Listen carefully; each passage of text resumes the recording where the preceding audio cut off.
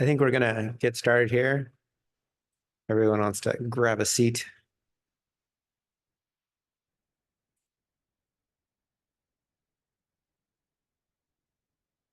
This is the security session. If you came for optimizing machine learning, you're in the wrong place.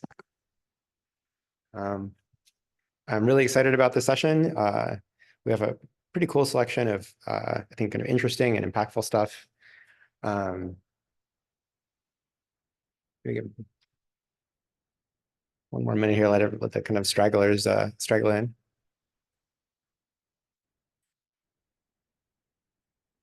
We're generally starting on the hour, right? We're starting on the hour? Yeah, okay. So this is Ling.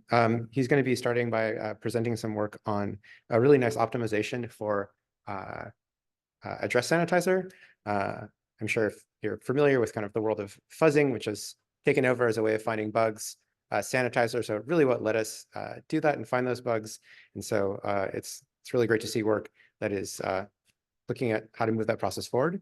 And Heqing is a graduate student at the University of Hong Kong University of Science and Technology. Take it away. Okay. Thank you. Thank you for the introduction. Good afternoon, everyone. I'm Heqing from the Hong Kong University of Science and Technology. It's my great honor to have the opportunity here to introduce our work on memory sanitization called GIANTSAN.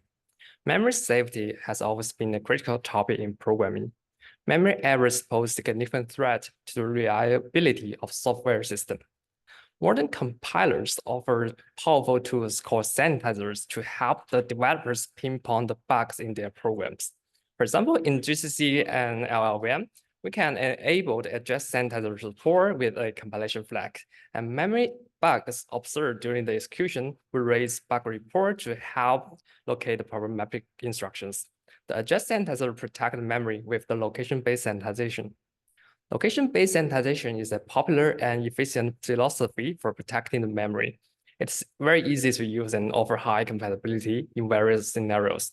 Each memory location is mapped to a memory mask. The mask contains a state code that encodes whether the corresponding memory locations are adjustable. The mask is updated when new objects are allocated into the memory.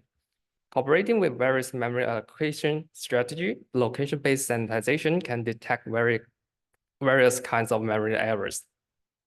The program probes the mask to check whether it is safe to manipulate the corresponding memory location. Any illegal probe results are considered as errors and would raise bug reports. Traditional location-based sanitizer follow the one probe for one access policy. Every memory instruction needs to probe the mask. However, it is very slow to sanitize memory operations that involve multiple instructions. It is a common practice that developers would use loops or memory idiom like man set, man copy, string copy to intensively manipulate memory regions related to some specific objects. We proposed a forward prediction technique for the memory mask. One single probe can predict the other mask values in the forward direction, and the predicting mask requires no further probes. The prediction reduces the number of probes to speed up the sanitization process. Our solution, GIANTSAN, consists of two parts. First, we introduce a new encoding for the memory mask to enable forward prediction. We build a new encoding using the spare state of the address sanitizer's memory mask in the LLVM project to avoid introducing any additional memory consumption. Second, we provide two probe styles that reduce the linear time probing to constant or logarithmic time. Let's first have a presentation about the basic idea of location-based sanitization and highlight the motivation and challenges of our work. During the execution, many objects will be allocated into the memory, and the memory is divided into multiple segments, with each segment having a state code that records the permissions for the memory location within it. The segment state is usually stored in the shadow memory, which supports fast metadata retrieval. We say that segment is good when all bytes within it are adjustable. It is safe to manipulate memory region related to good segments. It is possible that only part of the memory regions related to a segment is adjustable. Then in this case, we call that segment as partially good. If all bytes are inaccessible within a segment, we say that this segment is bad. The memory must use various integers to represent different states. To verify a memory region, location-based sanitization probe all segment states related to this region to check whether they are inaccessible bytes are going to be manipulated. One of the key observations is that the probe results occurred in an unbalanced frequency. One allocated object will create multiple good segments and at most two partially good segments at its endpoints. Sometimes an object may create only the good segment due to the memory alignment and have no partially good segments. Most probe results come from a good segment, and partially good segments are much less frequent. Bad segments can only be visited when there is a bug.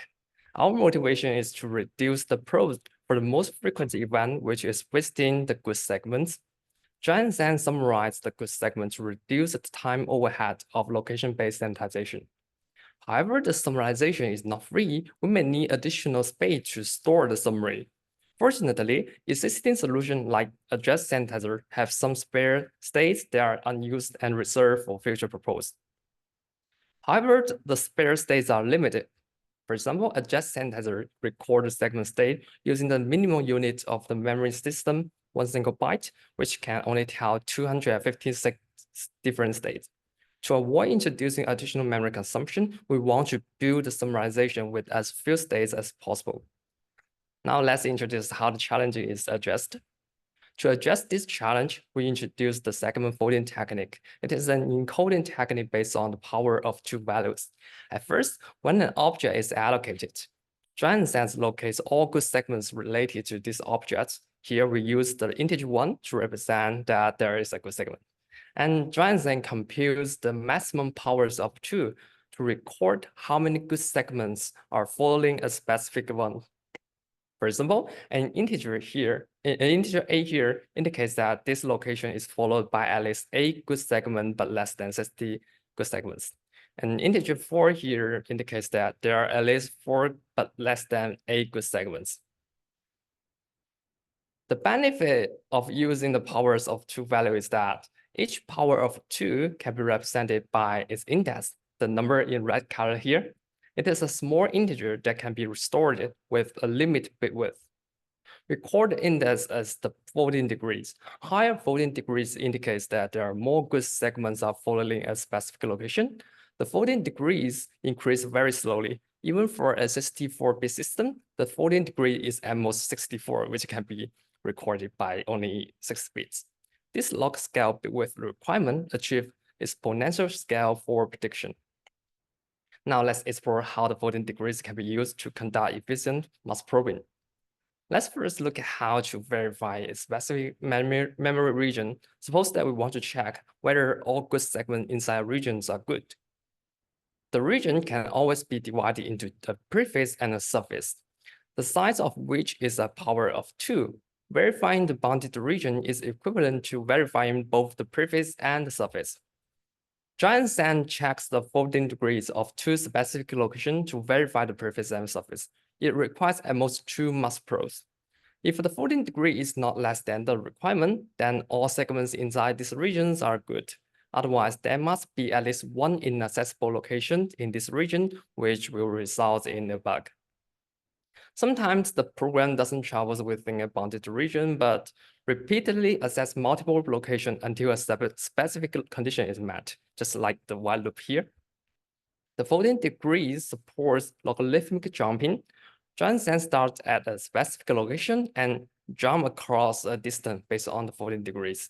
The jumping terminates when a non-good segment is reached. Manipulated region that has been jumped across is safe. The folding degrees decrease by at least 1 after each jump, so the number of jumps is at most logarithm of the buffer size. Here is a summary of GIANTSAN's contribution. We build a new mass encoding that requires a very small number of states, and we encode this summarization with the spare states of adjacent headers shadow encoding, introducing no additional memory consumption. We propose 2 new ways to probe the mass, supporting constant time for bounded region and logarithmic time for unbounded regions with the jumping. We evaluate our tool on SPECSView 2017. And here are the evaluation results showing how the logarithmic jumping help speed up buffer traversals. Our solution is about 48% faster in random buffer traversal and 7% faster in forward buffer traversal compared to the state of our work at GIANTSAN. The performance wins come from the jumping, which reduce the number of probes.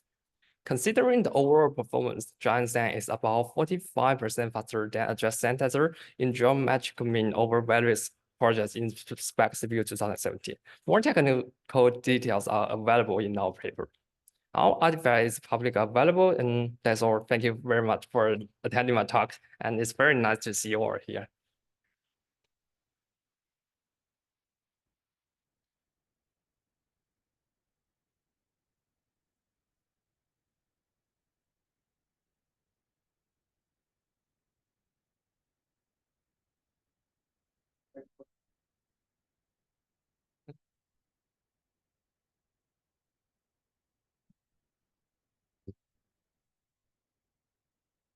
Thanks for the nice talk. I'm wondering, such a design can it also be used in other than like dry sanitizer? Maybe it can also be used in, for example, memory sanitizer, because they also have like a similar memory, like shadow memory design. Would it be possible, or have you ever considered to apply it there?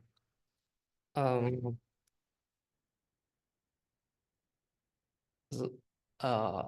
don't. Could you briefly describe it? Okay, I get it. So basically, our solution provides a very efficient way to test whether whether two locations in the memory and the location between them are in the same status. And we require a very small number of states to record the summarization. So if the sanitizer have spare states, that allows us to encode the 14 degrees to the shadow memory, then they can use our tool to check to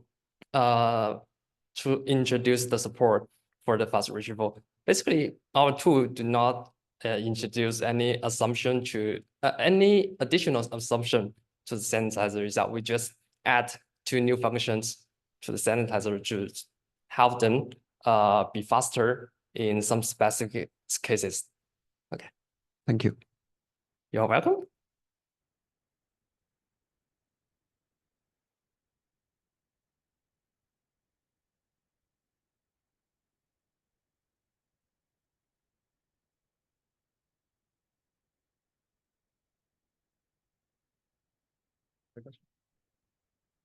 So I'm curious, it seems like your change is just kind of a drop-in optimization for address sanitizer. So there's no compatibility issues. It just makes things faster.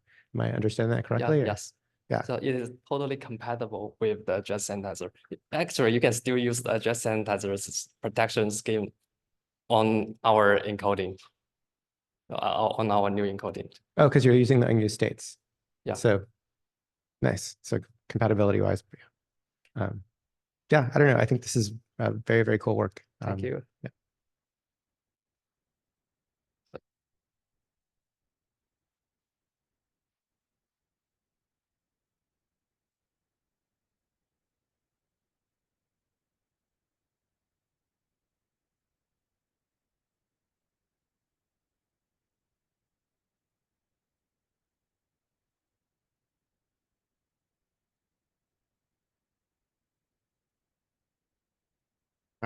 Next up, we have Mohannad from Virginia Tech, who just defended.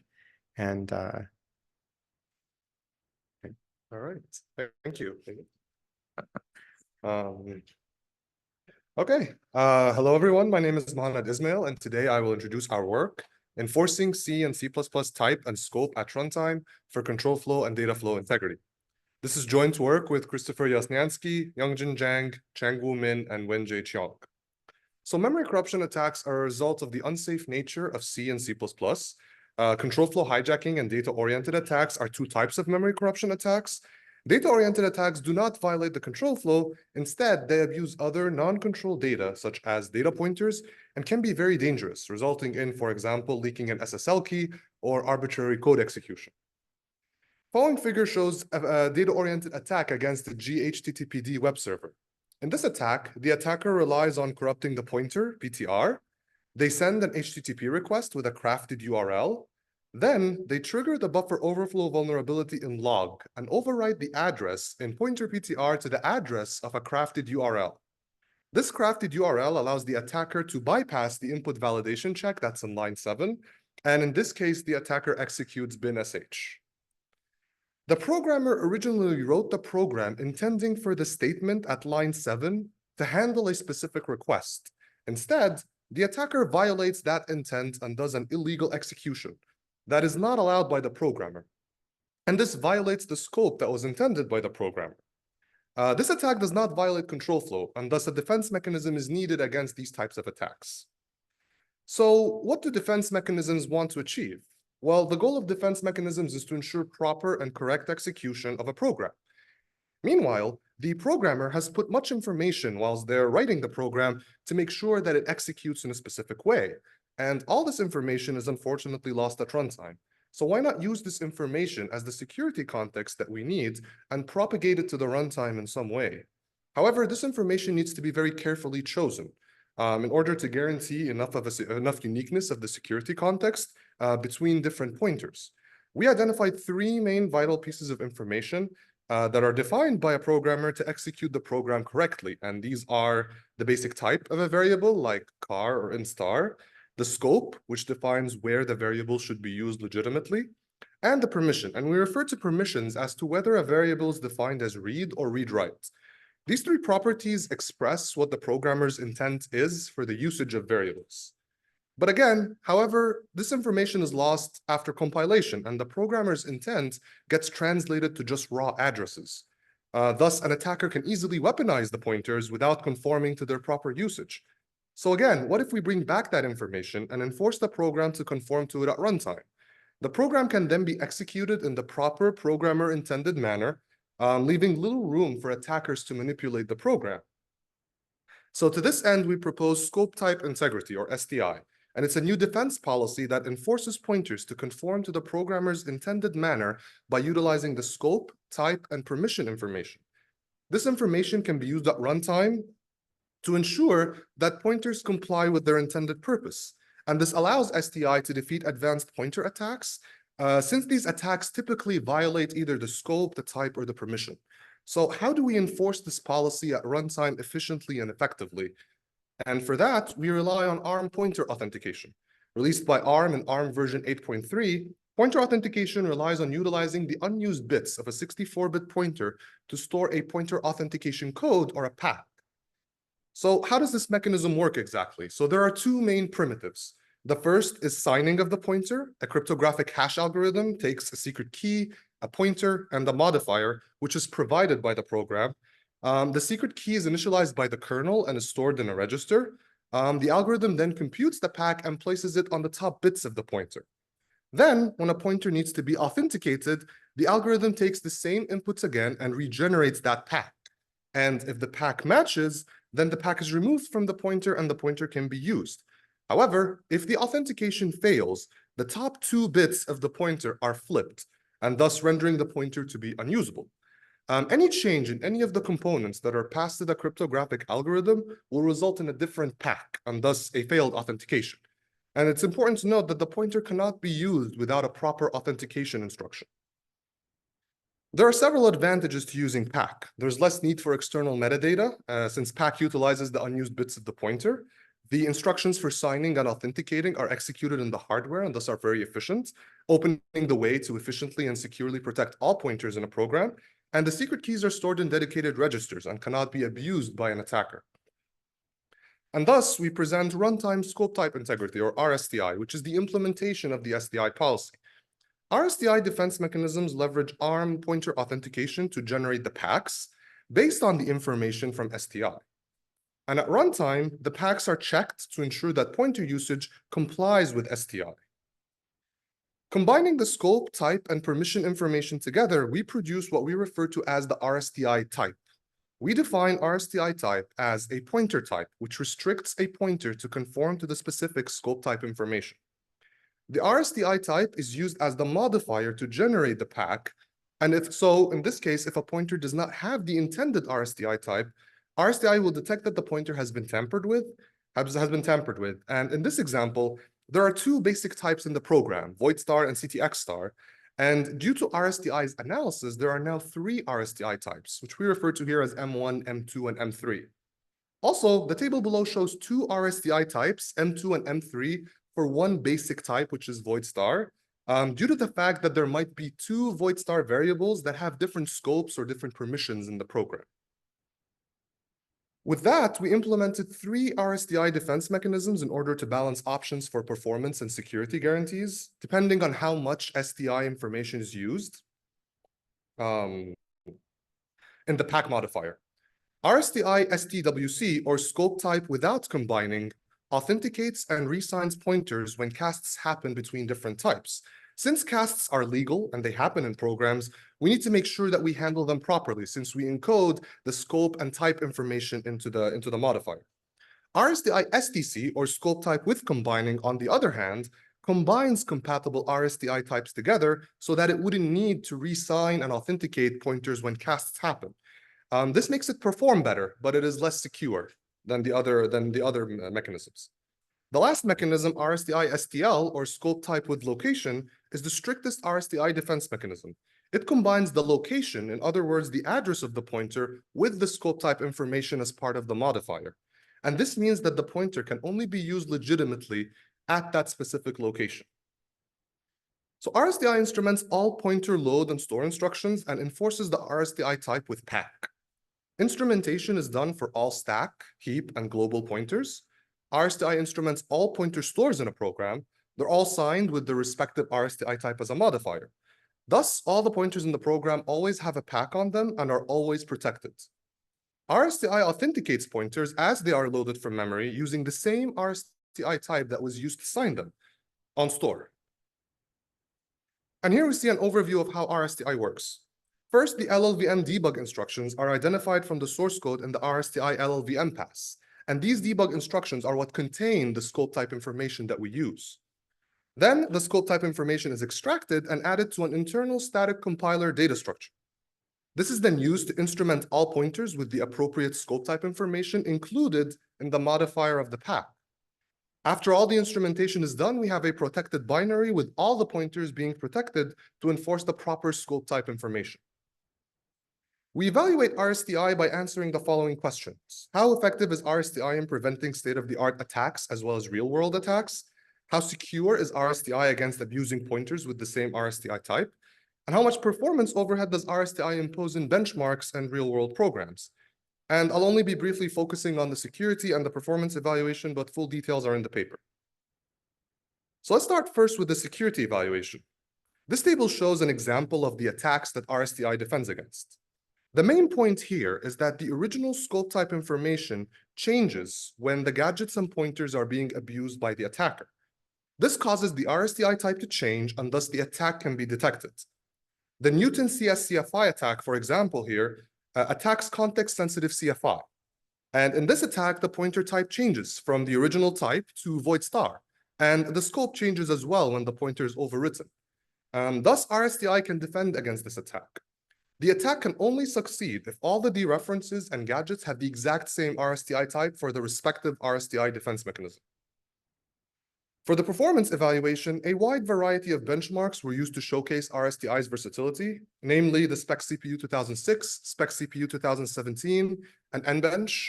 We also evaluated Nginx, a real-world application with RSTI, on the Apple M1, which supports pointer authentication instructions. We also evaluated CPython 3.9 and recompiled it with the RSTI compiler, and we evaluated PyTorch benchmarks to test how RSTI would perform if it's used in a machine learning context. And as can be seen, the RSTI mechanisms generally have mild overhead. Some exceptions are there for RSTI STL, but this is still comparatively lower than other defense mechanisms. However, real programs such as Nginx and PyTorch have reasonable overheads. So to conclude, I introduced scope type integrity, STI, a new defense policy that enforces a pointer to conform to the programmer's intended usage by utilizing scope, type, and permission information. And we bring that information back to leverage during the runtime. We presented RSTI, a robust and efficient security mechanism that protects all pointers in a program by leveraging ARM pointer authentication. RSTI enforces the STI policy, and we implemented three RSTI defense mechanisms with varying levels of security granularity, enforcing control flow and data flow integrity. We showcased the security of RSTI against many attacks and demonstrated the slow performance overhead across a variety of benchmarks and real-life applications. Thank you all very much for listening to my presentation, and I'll gladly take any questions. And also, the code for RSTI is open sourced. Thank you.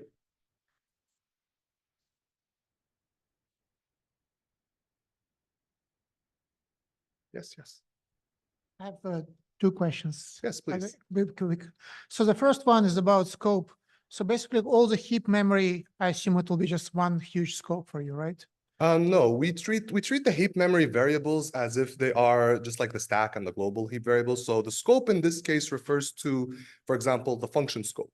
So for example, this specific variable is used inside this specific function. And so we enforce that during the runtime for it. That's the scope. Heap, you malloc something, you malloc bunch of memory and you have pointer inside of that. Yeah, yeah. So even if the legitimate instruction of the program is allowing it to be used across the whole heap, then the entire heap will be the scope. Okay. But if that is done, if the program does not do that legitimately, then that will not be enforced. Okay. So the second question is, so tracking the you identify from the bug information the scope of the pointers and the type of the pointers, and it's similar to the provenance tracking. But in cases like integer to pointer conversion and back, pointer to integer and back, usually that's lost and very difficult to recover. That's a good point, and I think we don't really look at that problem specifically. We rely that on future work, and the reason is because pack as a mechanism is very targeted towards use of useless pointers. We don't really look at how the conversion happens in that regard. So that's treated more as like a future work in terms of handling these types of data. So how do you handle it right now? You give an error if you couldn't identify the scope properly? Say again? How you handle it now? You handle it as an error or more permissively allow it? Yeah, no, you're not sure. we treat it like as if it's like a black box. So we just authenticate and we rely on if we're not able to put a pack on it, we're not going to be able to authenticate. Okay, so you have conservative. Yeah, it's a little more conservative in that regard. Okay. Yes. Mhm. I have a question. Can you compare your job with the Intel CET techniques? And I think they both considering the data flow and the control flows integrity. Yeah. So Intel CET is more control flow enforcement. So Intel CET has two parts. One of them is the forward edge, which uses the end branch instruction to not allow a program to jump to anywhere in the function, and uses a shadow stack. That's more control flow. RSTI goes further than that. We protect data pointers that do not violate the control flow. So even with Intel CET, there are attacks that exist, such as the ones I've shown, that do not violate control flow, and thus would not be detected by Intel CET in that regard. So we go a step further and we protect all pointers in the program and enforce data flow integrity and not just control flow integrity. Okay, thanks. Mm-hmm.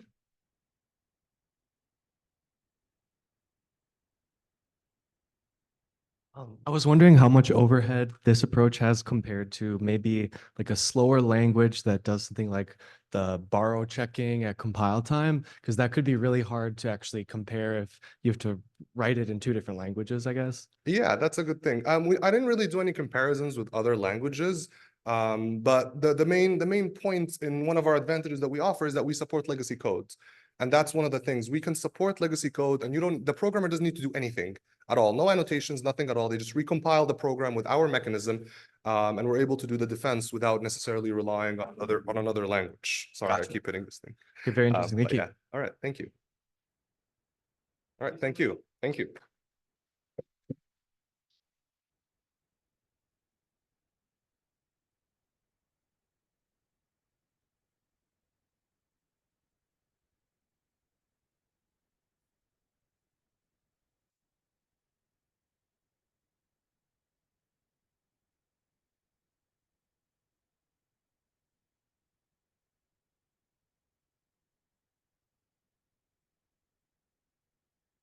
Cool.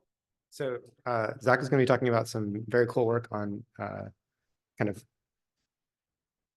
re-examining kind of classical SFI stuff in the context of ARM. And also, I don't know, my first paper was a single author paper, and I know like that's pretty awesome. So yeah, and I really like this work, so enjoy. All right, thanks for the introduction. Yeah, I'm going to be presenting a new software sandboxing system called lightweight fault isolation. So today's systems are increasingly running untrusted code. We have untrusted code being uploaded to cloud machines and serverless systems, running in kernels via eBPF, and running in web browsers and even on blockchains in the form of smart contracts. And these applications increasingly need lightweight solutions that have fast context switch times to meet their performance requirements, and thus must run in a single process's address space. So our goal here is to run a number of untrusted programs within a user mode process and enforce that these programs are memory isolated, so they can't read or write outside of a confined memory region, and they can't directly perform system calls. They have to perform those calls through a trusted runtime that sort of mediates what they can do. So when you compile a program today, you might compile it, with a normal compiler and to native code, where you get machine code out, and this could access any region of the address space. So if you have multiple untrusted programs that are compiled as native code, these aren't, memory isolated in any way within the address space. So if you want to do sandboxing, you might use WebAssembly, where you take your source language and you compile it to WebAssembly, and then you verify that WebAssembly and type check it to ensure it's valid. And then following that, if it passes the verification, you can then compile it down to machine code and run it. The thing is, after this verification step, every further step is part of your trusted code base. So this is the code where you're trusting that it's correct. And if there's a bug in that code, then that could lead to a security vulnerability in your sandboxing system. And if you're using LLVM as your compiler, this is a pretty large trusted code base, in particular because LLVM isn't designed for running untrusted code. So we're trusting this compiler, and that could be dangerous for the security. So what people do instead is often use CraneLift, which is a compiler tool chain designed for running untrusted code. It's a couple orders of magnitude less code, and it's designed to accept sort of possibly malicious input. The problem here is that you pay a significant runtime cost for using CraneLift instead of LLVM, and it's still a source of security vulnerabilities because this trusted code base is still quite large. So in the past few years, we've seen several CVEs in CraneLift and another secure JITs for eBPF or in V8 or the WebKit browser engine. So we need better security, and at the same time, we can get better performance. And sort of the idea is that we can go back to software fault isolation, where the key idea is that you verify the machine code directly. If you verify the security properties that you want on the machine code, then there's no subsequent compilation step. You can just directly run that machine code natively. So there have been prior SFI systems that sort of use this approach, but they've had various problems. So they don't support many sandboxes, or they have high overhead, or they're implemented in a way that's sort of difficult to maintain or difficult to use for a small team of people. And even worse, these projects don't exist anymore. So they've been deprecated or abandoned, and so we can't use them for further research. So this work presents lightweight fault isolation, or LFI, which is a new software sandbox system based on SFI for ARM64, which supports low overhead, supports many tens of thousands of sandboxes in the same address space, and is implemented in a simple way using a simple instrumenter that can be written and maintained by a single person. And of course, when we compare with WebAssembly, this approach drastically reduces the size of the trusted code base down to just the size of this small machine code verifier, which can be implemented in just a few hundred lines of code. And I'm sort of presenting these as alternatives to WebAssembly. This is an alternative to WebAssembly, but in fact, these approaches can work together. So you can run WebAssembly within an LFI sandbox, where you're essentially using WebAssembly as a portable IR and LFI to enforce those security requirements. This is sort of an area that I'm interested in sort of optimizing this use case further. So I'm going to get into the details of how LFI works. So in particular, we're going to have a 4 GB sandbox, and we want to use a 4 GB sandbox because there are specific instructions in 64-bit ISAs in general that operate on 32-bit values. And so that's the sort of intuition for why a 4 GB sandbox is going to be useful. And then we also want it to work without modification to existing compilers. You really just, when you compile your code, you can use whatever compiler you're already using, as long as it can generate GNU assembly. And you just need to reserve a few registers like x18 and x21 when you're compiling. So it supports all the existing language features that you might have, and many different languages supported by your compiler toolchain. And then another principle is that we want every address in the sandbox to be a valid branch target. And this helps. So either you can branch to it, and that will be perfectly safe, or branching to that target will trap at runtime. The processor will ensure that it's safe to branch to, in other words. And this sort of helps for keeping the implementation simple, keeping the runtime low, and also for Spectre safety. So what are the features of ARM that are particularly useful for designing an SFI system? Well, first we have a fixed width encoding. So every instruction in ARM is a 4-byte value, and it must be aligned to a 4-byte address. So if you try to jump into the middle of an instruction, that will cause a trap. ARM also has many 64-bit, like a big general purpose register file. So we have 32 registers, including a stack pointer register and a dedicated return address register. And this makes it easy to reserve registers without incurring a big performance hit. And finally, there are ways to access the bottom 32 bits of a register. So W0 refers to the bottom 32 bits of register X0. And in particular, there's also an addressing mode that works by operating on these 32-bit subsets, which makes things especially fast for 4 GB sandboxes. So I'm now going to explain how the instrumenter works and how it works in tandem with the verifier to produce code that will then pass verification once the machine code is generated. So our verifier might see some instructions, some ARM instructions, and it has to decide whether these are safe or not. So for example, an add that just touches non-reserved registers, that's perfectly safe, doesn't access memory, doesn't touch reserved registers. A direct branch, we can expect where it's going.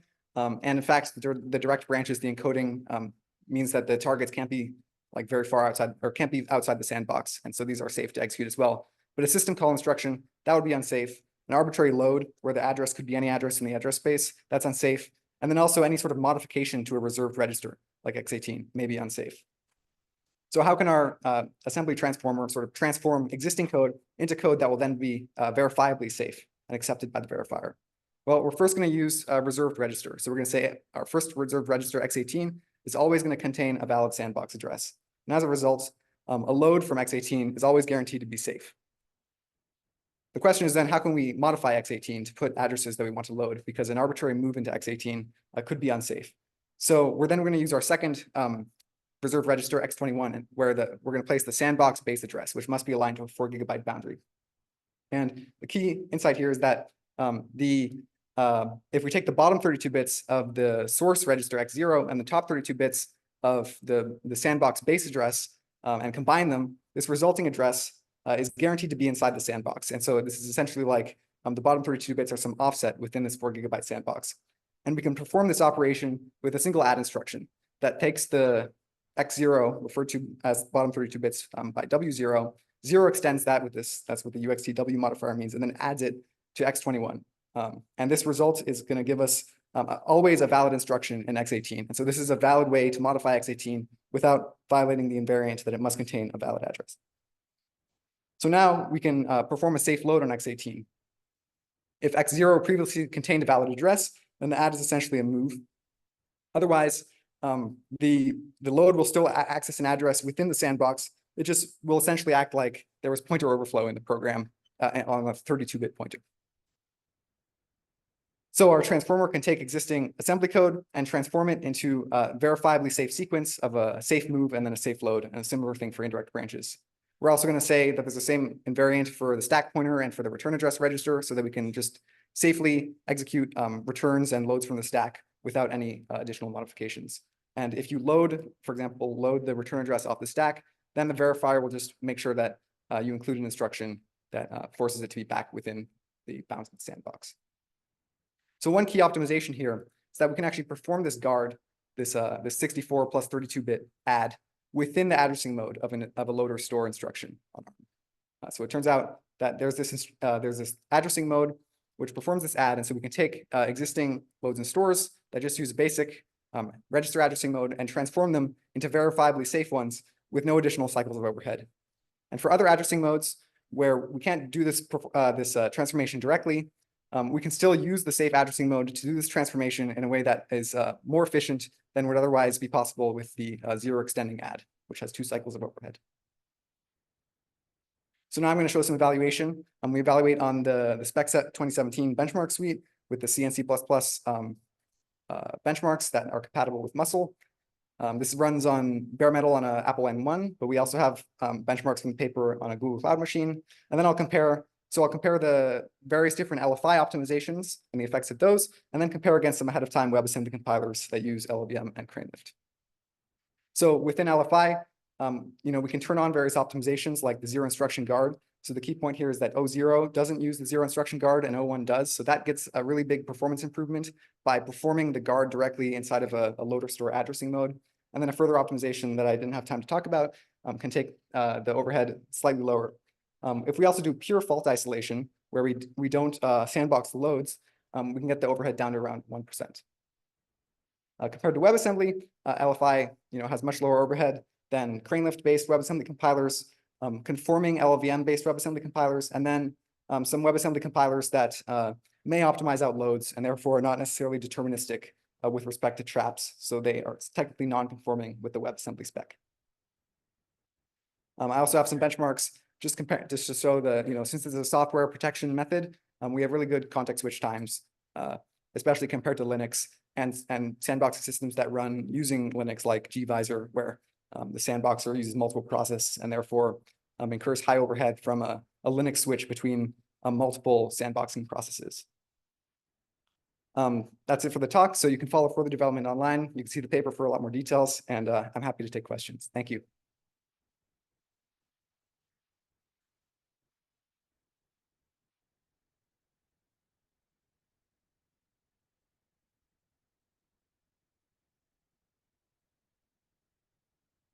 Yeah, Matt from TUM. I wanted to ask for what's on the slide, basically. Which ideas from this are transferable to x86-64, and what are the challenges to get there? Yeah, so for x86, the paper has a design proposal for x86, and I have a backup slide. So I think an efficient implementation is possible. Basically, there are two problems. One is the jumping inside of an instruction. And so you can prevent sort of jumping into an instruction with maybe two approaches, either aligned bundles, which is what native client used, or now hardware has like this hardware control flow integrity built in. So like the end branch 64 instruction that can prevent the problem where you jump into the middle of an instruction.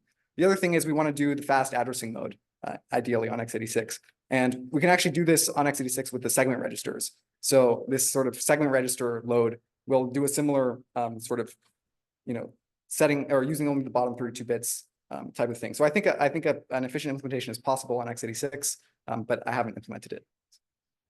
I'm not familiar with Intel CET, so if you could tell me, is it Intel specific, one, and two, Yeah, so how modern of a CPU do you need for that? Yeah, it's implemented on both Intel and AMD processors, but you do need a relatively modern processor, so like past 5 years maybe. And then also there's some problems with getting it just to run in user mode on Linux at the moment.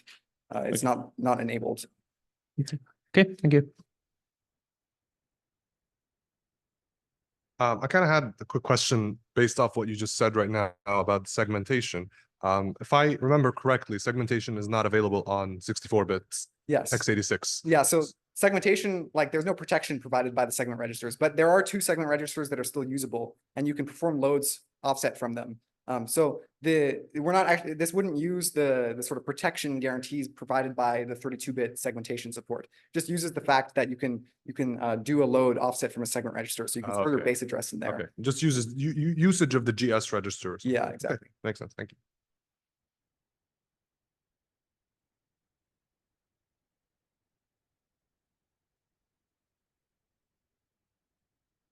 Great. Thank you so much.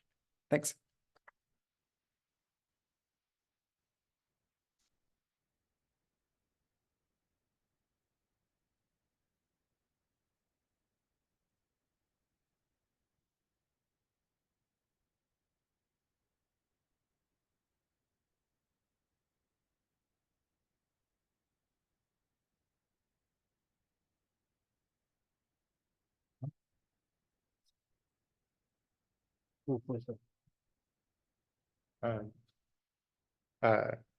Great. So Ollie is presenting our last talk, grad student at University of Maryland. And I guess this is to the answer of, should we all be working on machine learning? This is in the affirmative. So there we go. Thank you so much for the introduction. Hello, I'm Ali, and I'll be presenting FreePart. So I'll be switching gears a bit rather than talk about how you should partition and isolate. What I'll be talking about is where one should partition and isolate specifically for data processing applications. So I'll start by defining what data processing applications are. These are applications that use large data and essentially use data processing frameworks such as OpenCV, TensorFlow, or PyTorch to do a certain task. Now, these frameworks can have vulnerabilities, and those vulnerabilities can essentially impact the whole application. Now, what does that really mean is in 2022, we saw around 200,000 repositories on GitHub using TensorFlow. In the same time, we also saw 164 reported CVEs in TensorFlow. That essentially implies that potentially more than 32 million vulnerabilities could be there for data processing applications. Well, one simple solution is we could use software isolation. For those who are not up to pace yet, software isolation essentially is a technique that partitions the program into isolated processes. That means that we can essentially mitigate the impact of the vulnerability by isolating it into an individual process. Now, let me explore various techniques of partitioning through a certain example. So in this example, I'll talk about OMR checker, which is essentially used to grade exams. Well, what it does is it loads an OMR image, processes the input OMR image, and either saves the scores after processing it in a CSV file or over the disk, or just visualizes the image that it has processed. These are, to do that, in order to process those images, it uses OpenCV APIs. So let's look into it a bit deeper. What we see in this program is that it uses two vulnerable APIs, essentially IAMRead and IAMShow. So what an attacker can do is it can exploit the vulnerability in IAMRead to do an out-of-bound write that can override any of these data variables that are available. For example, it can override the template data such that the whole grading mechanism, the marking scheme is changed. Second, what the attacker can do is it can utilize the vulnerability in IAMShow to do a denial of service attack. So how can we isolate these two APIs? So we looked into the prior works and we saw various techniques to partition this whole program. First, we saw approaches that partition around APIs only. So so essentially in the same original program, what we do is we partition the whole program around the two vulnerable APIs, and we end up with 3 processes. However, what we still see is after the partitioning, IAMRead can still access template variable and can do out-of-bound write. The second approach is to also leverage the data. So in those techniques, what happens is the sensitive data is partitioned into a standalone process, and we end up with 5 processes. While data is isolated, what we see is that there is a high performance overhead. Essentially, every time this data is accessed, there will be a data transfer between the processes. Then we looked into approaches that that partition the program based on the entire library. So in these cases, we would see that the whole OpenCV APIs would be in a separate process. And these approaches also use shared memory such that they can optimize the whole process.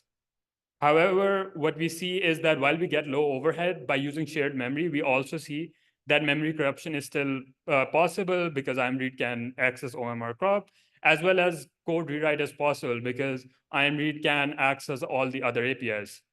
Furthermore, we also see approaches which partition the program based around individual APIs, where for each API in the framework, all of them are in a separate process. While code and data is isolated, what we see is a high overhead, similarly like the previous cases. Lastly, we saw memory-based techniques where the whole program is in the single process.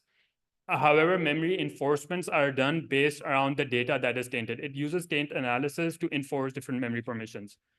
However, while we get low overhead and the data is protected, we see that IAMShow can do a denial of service attack, which is still not a bigger deal as compared to the fact that IAMRead can still exploit other data that is not tainted or essentially protected in our case.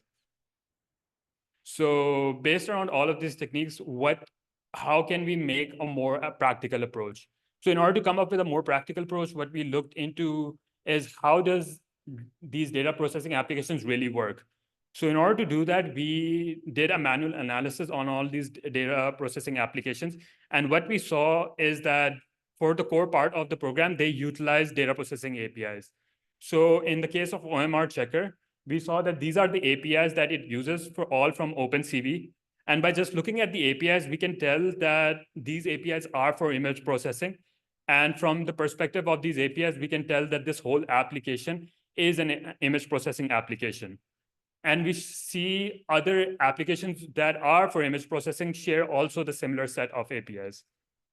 Second, we also see that there's a high-level pipeline to how these APIs are used, where essentially they are distributed into, in this case, loading, processing, and then visualizing. So from the perspective of these APIs, we can really tell what type of execution this application is going through, as well as we can enforce memory protections, where within this pipeline, we see that any data going into the pipeline is only read-only. And hence, we can enforce policies based around that. So from all of these observations, we create FreePart, where FreePart is a framework-based partitioning isolation solution. It isolates program from the perspective of the APIs that are and their executions. It proposes 4 high-level partitions from the observation, where input file is first loaded and then stored into the memory. Then within the memory, it processes that data. And eventually, after processing it, it either visualizes it or stores it into the disk. And finally, based around how these APIs are executed, we enforce temporal partitioning to enforce memory permissions. So coming back to the previous example, what we can do is we can apply FreePart to partition the program.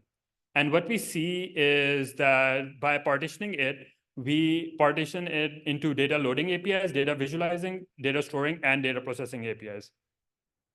And by just looking at the program, we can already see that the 2 vulnerable APIs are isolated. Well, in this case, luckily, in separate processes. Second, what we also do is, other than partitioning into various processes, we also utilize data protection by temporal partitioning. So in the same case, on the top left side, you can see that how the execution state is happening. And in the graph below, I'll trace down the framework state as it follows the execution. So essentially, as the program runs, it goes into an initialization state. And within the initialization, we see template variable is being initialized. After that, that template variable is set to writable. And as soon as IMRead is executed, we see that IMRead is a data processing API, a data loading API. So based on that, the framework state switches to data loading. And meanwhile, through temporal partitioning, we enforce template data to read only. But at the same time, we also see that OMR crop is initialized, and that is set to writable. By this time, IMRead can no longer exploit template variable. Continuing on, we see Gaussian blur executes, so the framework state switches to data processing, and that also transitions OMR crops permissions to read only as well. As IMShow is executed, the framework state switches to visualizing, and at this point, we can see that IMShow can no longer exploit OMR crop or template variable. So how do we design FreePart? So essentially what we do is we identify all of the framework APIs that are in the program. Based on that, we use our hybrid analysis to categorize them into the 4 partitions. And then we apply, we hook all of those APIs and put them into 4 agent processes. All of this done in offline. Eventually, we take those categorized APIs as well as the hooked host program and the agent processes to execute and run them, which is done in an online fashion. Now, to see how well the FreePart, to evaluate FreePart, what we do is we shortlist 23 popular data processing applications from GitHub. Based on the APIs that they use, we shortlist 18 CVEs that can be reproduced in those APIs. And from that, what we see is after we apply FreePart, we see that for one thing, they do not, FreePart doesn't break the functionality of these original applications. Second, we also see that all of the attacks were successfully mitigated. And lastly, we also see that it incurs only 3.68% additional overhead. So the key takeaways of our approach is that FreePart mitigates all impacts of vulnerabilities in data processing applications. It is able to isolate all exploited executions by using its more general four partition approach. And we also see that it is effective on 23 real world applications using its four widely used frameworks and 18 real world vulnerabilities. All of them were prevented with negligible overhead. So yeah, I'm Ali Ahad, and thank you for attending this talk. Yeah, I'm open to any questions. Thank you.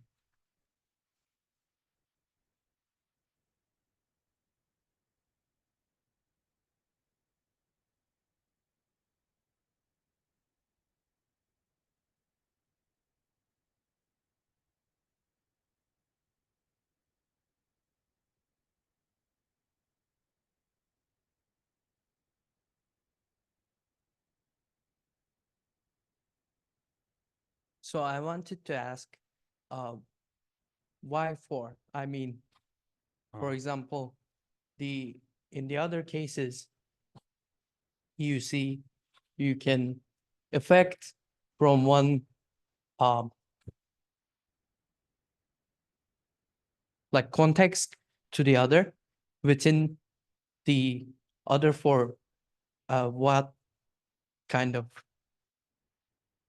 constrains you from doing that?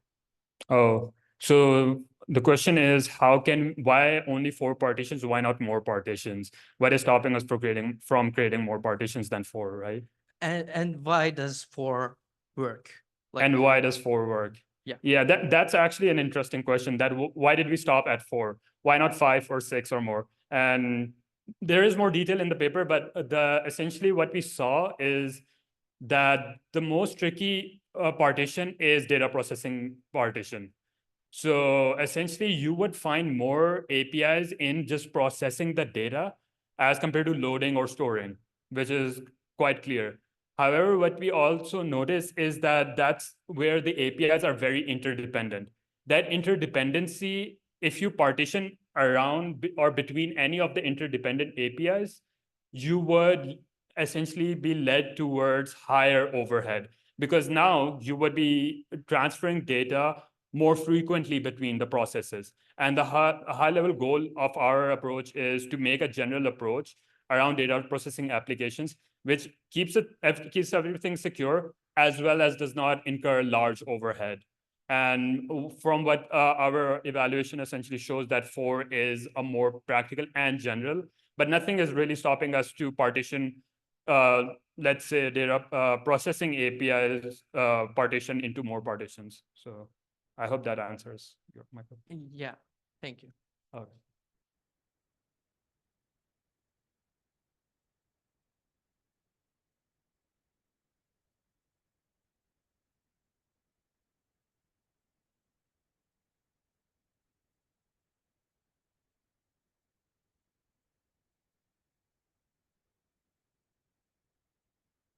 Great talk, thank you.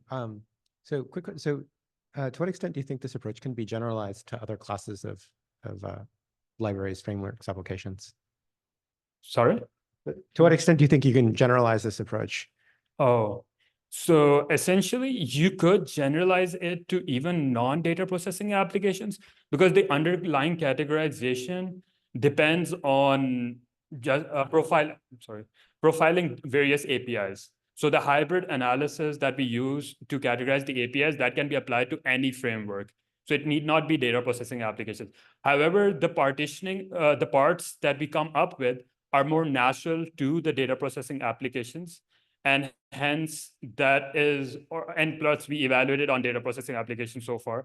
So I wouldn't be less optimistic about applying FreePart on other applications, on non-data processing applications, but I don't have the concrete evidence to prove my argument. So that's how I will take my argument for that. I hope that answers. Thank you so much. Thanks everyone for your quite great questions, and yeah.